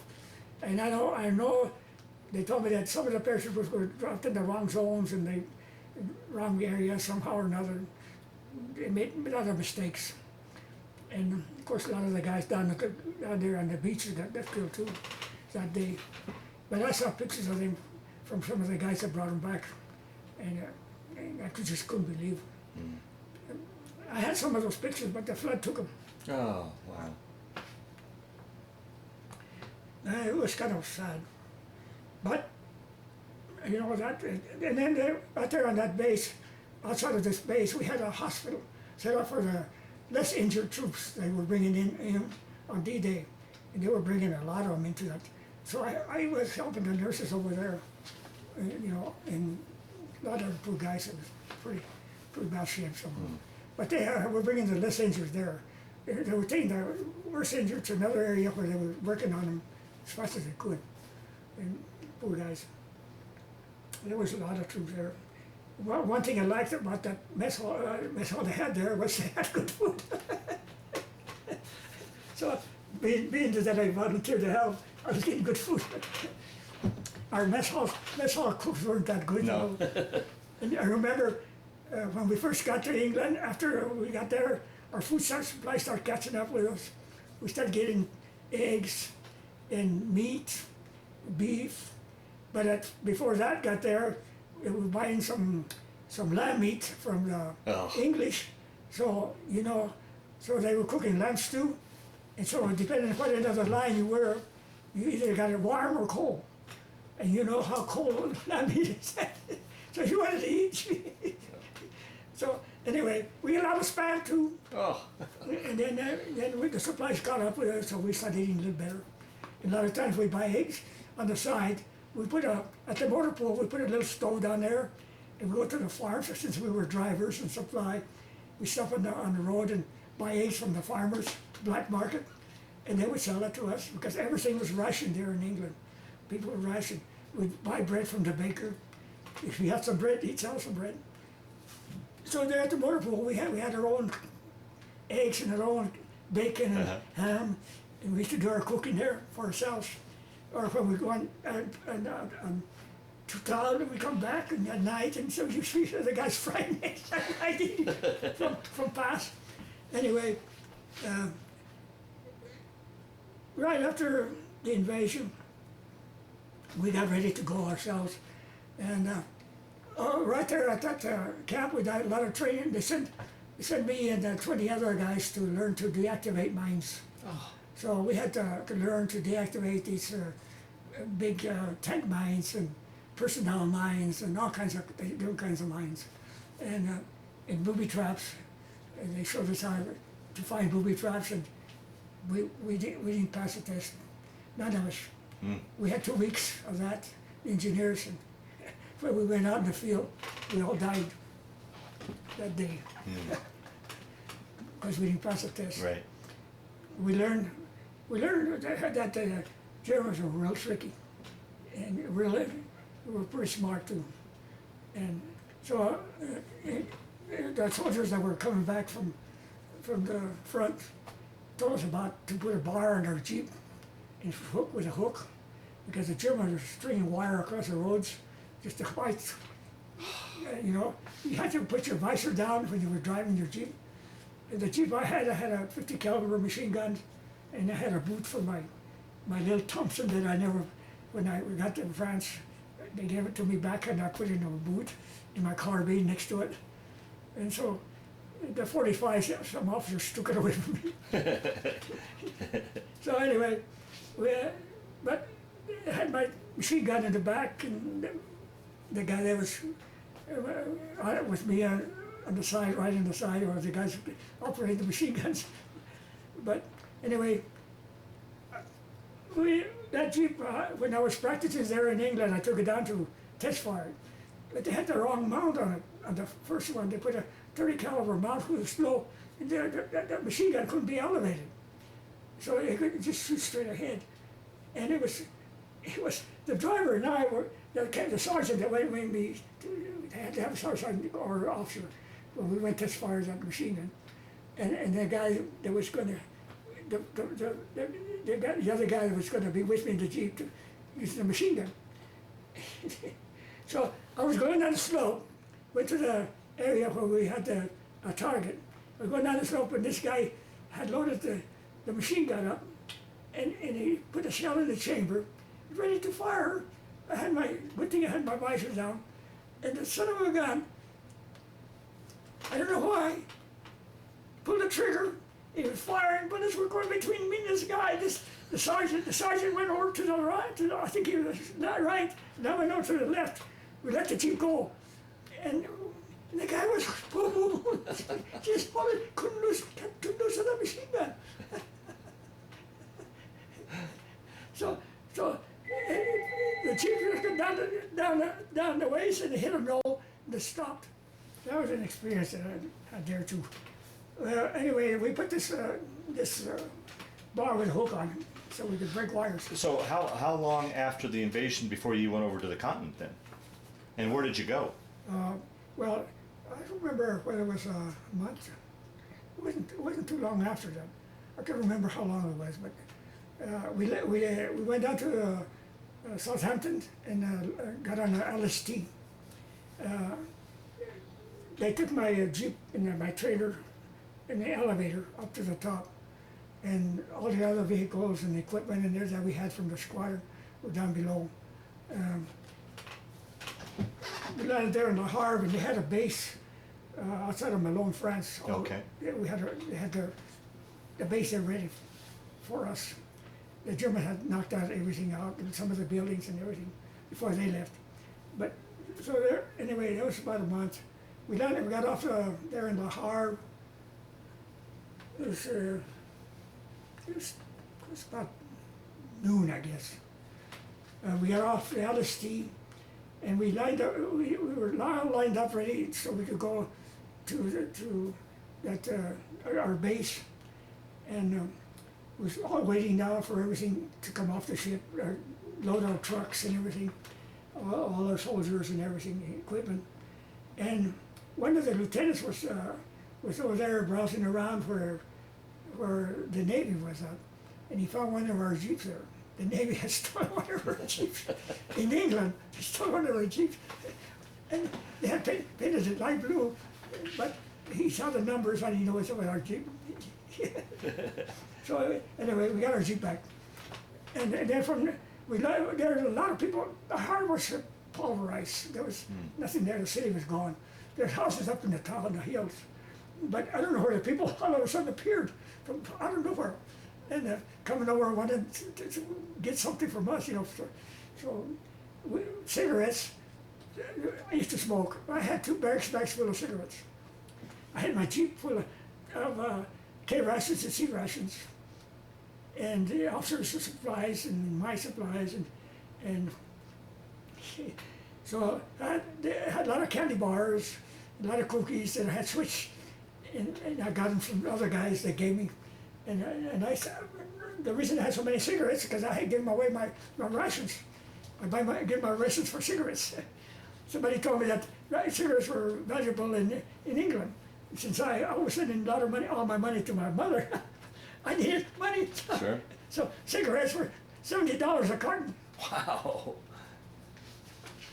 So anyway, a lot of people started coming over, and I gave them a lot of candy bars and a lot of K rations and C rations away to the people there while they were there. They'd come over with wine, trying to give us wine, but we couldn't drink, we couldn't do it. Yeah. And we got a convoy going. So we had to go through Paris. Oh, wow. Yeah, outside of Paris. But we started driving, and I was going lickety split down the road, and here comes army convoy, passing us up. They were going to the front as fast as they could, and they were even in and out. So you had to watch for them. And well, one of the times one of the trucks skidded on my side because there was another convoy coming back from the other side, and so they were driving fast. There were supply trucks, quartermaster trucks, and some of them had soldiers in them too. So they were driving like mad, and we was driving, the speed that we could go was 30 miles an hour. So if you go any faster, you lose most of the convoy. So one of the guys cut in front of me, and I hit the back end of the truck. I didn't think I had done any damage to my Jeep, but it did. It destroyed my radiator. I tried to stop, but I hit the rail, the tracks that were there, rails, and it skidded. It didn't. I slammed on the brakes as fast as I could, but it skidded on those rails, on one of the rails. Well, I had to stay there till one of our trucks come and told me, tow truck that we had, come and told me to the base, to our main base. But I lost my Jeep there, but I got another one though. So we got to this base. I don't remember the name of the base, but we saw asylum with old friends. We was about, it was close to Paris. So we used to go to Paris too. In fact, I used to go down there to take our laundry, not our laundry, our dry cleaning. Our uniforms down there for dry cleaning. So they had a great big area there for GI places where they had to set up dry cleaning place there in London. I mean in Paris. I'd like to go to Paris. So I met a lot of people there, and I met another GI that spoke a little French, so he used to translate for us, and I'd go with him. We'd take my cigarettes, and I'd sell my cigarettes, and we'd get by a champagne. We met a lot of gals there too. We met a couple of nice gals there, and we was going to Saint Germain. They were going to Saint Germain. We was going to Paris. We're going to the Plaza de Pigalle there in Paris. And so we got on this train, and we was going, met these gals, and they said, "Hey, we want to come over to our place." So they took us to Saint Germain. Outside of Saint Germain, they were sisters. They had a farm. I don't know what you call a farm there, but I remember. I call it a chateau. And their dad, they had the Germans and the Vichy government had taken everything away from them because they were against the French Germans. Uh-huh. And so the Germans, the Frenchmen that were in charge, the Germans were in charge, took everything away from them. And they took away their money, just about everything, their cows and their equipment and everything. So they were broke. And they were in the process of getting it back because we had already knocked the Germans out of Paris, so they were in the process of going to get back some of the stuff. In fact, they were pretty well off. They had been pretty well off. But up until then, they were living on handouts. So the old man, he smoked, so I brought him some tobacco, and I brought him, and the mother liked the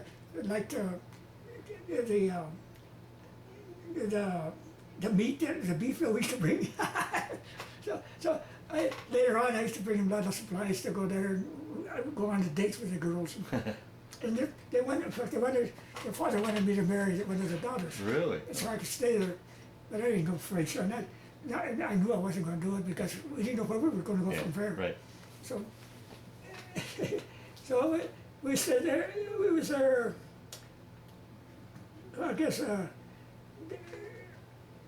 we had when we were still in England, Patton was flying Patton after D-Day. Patton called for supplies.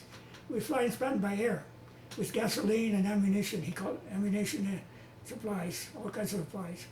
He opened the field for us, and he put down some mats, and the planes could land there. And then he sent us a whole bunch of champagne and cognac. So we had a big party. And then any place they'd open a field, our place would go over there and drop supplies, wherever they could find a place. We were like it reminds me of the CBs. and then we stayed there in Malone, France. They had a lot of booby traps. They had an area marked out for booby traps, and they found a bathtubs there where we could take baths because we were real stinky. We hadn't had baths for some time, so we went over there and took some baths until we finally the engineers we had and the plumbers. There were GI plumbers, had been plumbers, and we finally fixed we built a building for us. Made a shower house out of it. Got hot water in there, put water camps and everything. So we had our own showers. They didn't want us to shower in town in those tubs because they didn't know how safe they were. And so there in Malone, we went to. They were also taking a lot of our guys and turning them into infantry soldiers. Oh, right. Okay. Uh huh. And we were afraid that they take us over there to go deactivate the mines. We would have been born to mix. So, anyway, and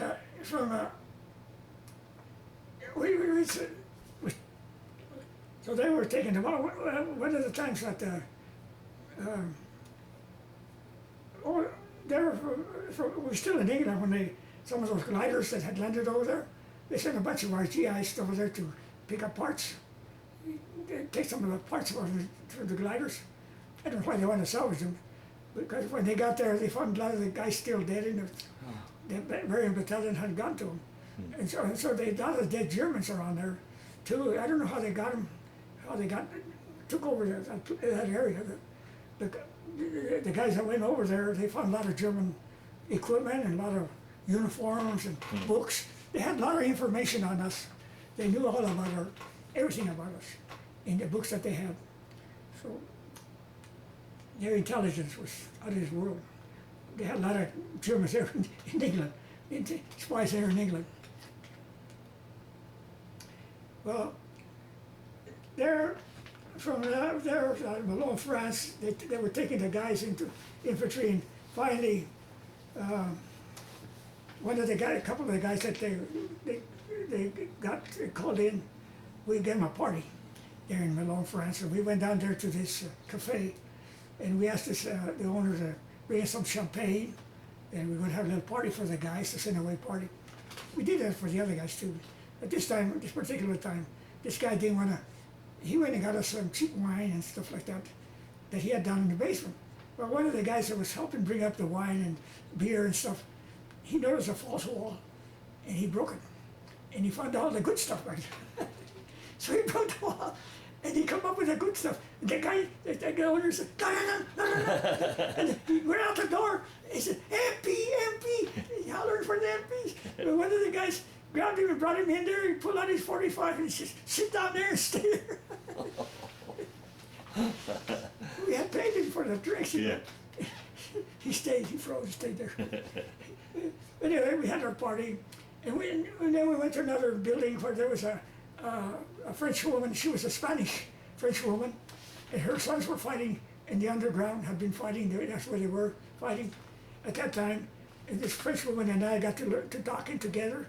She took a liking to me, so I got invited to a lot of her parties. Oh, wow. Yeah, I ate a lot of good food. Fish, I ate a lot of course dinners. Anyway, so after we left there, France, we went to Belgium, and then to Holland. And in Belgium, we had a strip there where supplies come in. Our planes had a landing strip there, and then once in a while the Germans would send an observation plane up and shell our field, and of course we had to repair it. And one of the times they caught two of the guys out in the open, and one guy got a direct hit from a shell, blowed him apart. And he was one of the nicest guys we had in the supply. He's the one that kept my machine guns going in place. He had just got married with an English girl about 3 months before that. So, anyway, Belgium, I guess we stayed in Belgium till the end of the war. We went back to France, where we stayed until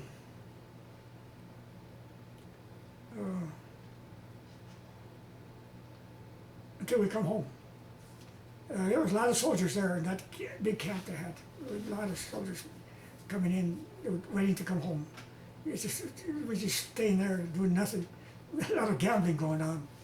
But that experience we had there in France was something. I got to see, I saw the Eiffel Tower. Yeah, wow. I went to the Eiffel Tower was huge. We couldn't go up to the top because it was at that time they were using it for observation, and I don't know what else. They had a radio up there and all, and the cafe wasn't open, so we saw the bottom, and down at the bottom they put a lot of our planes down there to show the public of our planes. I don't know how they brought them in there, but we had B-24s, B-17s underneath those planes, all kinds of planes down there, a lot of equipment showing the Frenchmen the planes we used. And there in France, I did a lot of driving there also. I took a lot of places, people, a lot of places. And one of the times that I was driving there in France, I had a couple of colonels that day, and we stayed in them to Allied headquarters. I was the guide. The driver showing the driver. Wow. The guy where Allied headquarters was at. It was outside of Paris, and I don't remember where it was now, but I was taking it there. And anyway, these colonels wanted to stay there in Paris that night, and they were celebrating. The people were celebrating the war with Germany, and that was on my birthday, May the 7th. That's right. Yeah. So they were celebrating my birthday too. I tell everybody, I had a very big celebration that day. It was your 25th birthday, would it be? 25th birthday. Yeah. I was old. Wow, yeah, you were old. Yeah. Yeah, and the people were, we had a command car, and we couldn't move. We were supposed to park it in an area where it was under guard, and it was about 6 blocks away. And when we got into Paris, we barely inched it. We had to inch in there to go to where the officers went to the hotel, and it took us 3 hours. Wow. So if we'd have gone the other 6 blocks, we never got back. Yeah. So we still had to stay there where we got. And people were jumping all over the command car, women and guys and men and children, bringing us pops and bringing us food, and champagne and cognac, and we couldn't drink because we were on duty. But every once in a while we snipped one. And then they got us outside for a party, dancing on the streets. Well, they take one of us at a time because one of us stayed with the command corps. Yeah. All the time, otherwise it would have disappeared. Yeah, right. They'd have stolen it. Wow. Oh, wow. That must have been a good feeling to know the war was over. It was for us. After what you've been through. Yeah. And like I say, one of the experiences that I had was when we were supplying supplies, trying to get supplies to the guys in Battle of the Bulge from England. Mm-hmm. We went a lot of bases. We went a lot of times. We take supplies to a lot of bases. The weather was so bad, right. And it was really bad for a long time. And we couldn't. We get the planes up there, but they couldn't. They had to come back because they couldn't see the drop zone. Right. So one of the times, a couple of times, I went over in planes. That I baked myself on the plane, and several of us guys did. We wanted to get the experience of being in the battle. Yeah. Right. In the front, so we did, and we were lucked out with the pilots having some of the personnel being sick and not being able to go with that trip. So there were several planes going on one trip. We loaded all these planes to drop supplies. So finally, that day that the weather cleared, the C-47s that we had loaded and everything, I baked on one of those, and well, there's several of us baked ourselves on, and we went. And we kicked the supplies out, and we were flying over the drop zone. You could see the enemy. Really? Yeah, wow. The Germans. And the poor guys were down there. You can't get supplies. Most of our supplies landed where we dropped them. But parachutes you can't control. Yeah, right. So some of the supplies landed on an enemy side. So there was a guy there that I met later on by the name of Mike Martinez, who told me one time we were working as janitors in a schoolhouse. Heritage school. And this is 40 or 50 years later, right? 50 years later. Yeah. I didn't know him before. Yeah, Before great, that, great. we was working at this place, cleaning this building, and we had been eating lunches for about 3 months or 2 months together. And so he was telling me his experience at the Bulge, and he had some experience. Yeah. And he told me. Yeah. And so he told me about the supplies that we had kicked out and dropped on the enemy side. And he says, if I ever meet one of those fly boys that drop supplies on the enemy side, I was going to shoot the son of a bitch. I told him, please, Mike, don't shoot me.